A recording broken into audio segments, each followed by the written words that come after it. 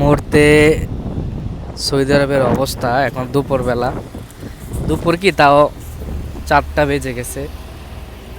আর যখন পুরা দুপুর ছিল তখন তো একদম অবস্থা আরো খারাপ ছিল। তো এখন 4টা বাজে, তারপরও যে গরম এখন, মানে পুরা অবস্থা খারাপ।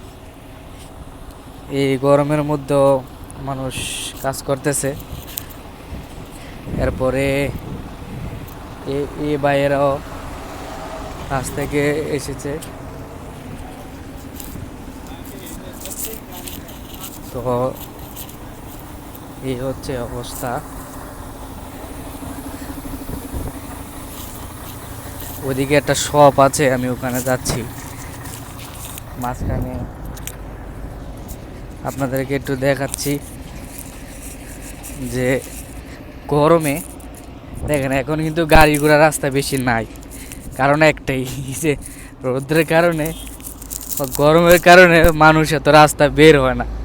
এখানে দেখেন প্রচুর গরম আর রৌদ্রের তাপও বেশি।